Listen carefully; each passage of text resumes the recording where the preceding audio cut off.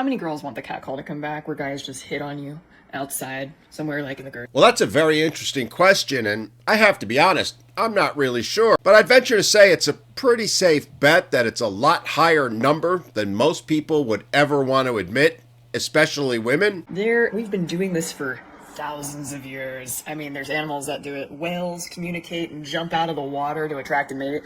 You have a bird, a male. Yep, you're right. It's called evolution and biology. And we wouldn't be here right now without it. But for some reason, human beings stop. Oh, it's not some reason. It's one very specific reason why it stopped. The word you're looking for is feminism. Feminism is what's put a stop to this. And I'll tell you right now, the feminine women really love the cat. The ones that got their shit together, they love the cat. You know, I have to completely agree with you. Feminine women do probably like the catcall. Feminist women? Not so much. Like, no girl, every girl just wants to go to Whole Foods. Not every girl. Oh no, darling. It's not every girl.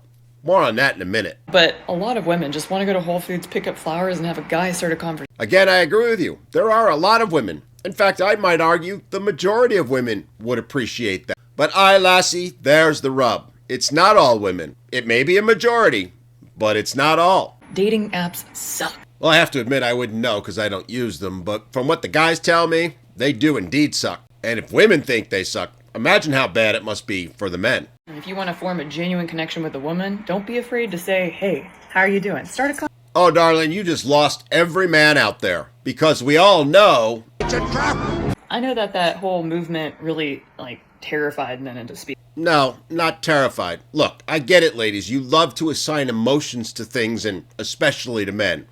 But it's not that we're terrified.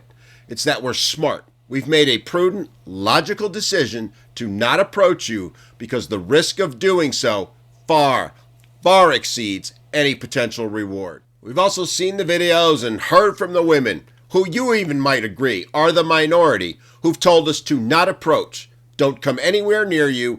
You don't want us, you don't need us, and you will always view us as a potential threat and nothing more.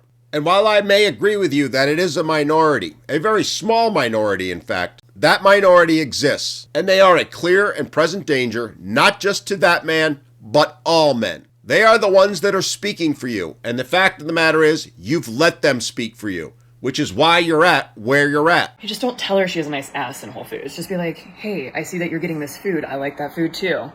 Look, I hear you, and I get that you mean well. And the truth of the matter is the average guy is not walking up to a woman saying, hey, you have a nice ass. But the fact that you use that as an example is the very proof of how deep that toxic femininity that you're trying to get away from is. Because as I said, most guys are not walking up to women saying, hey, you have a nice ass. They may go up and say, hey, I like your dress, or hey, you look good today, or hey, nice haircut, or things like that. Problem is, men have been charged and convicted of harassment and worse crimes for doing just that and nothing more. Simply complimenting a woman today can cost a man his job, his career, his freedom. That's the reality. It's the reality that men see and face every single day. So while you may want the catcalling, it's not coming. Not now and probably never again. Women brought this on themselves. Women have swung the pendulum so far where if a man were to do your very example, just simply go up and say, hey, I see you're getting that food. I like it too, could get him charged and convicted of harassment. And you may argue, well, that's not going to happen that often. Fair point.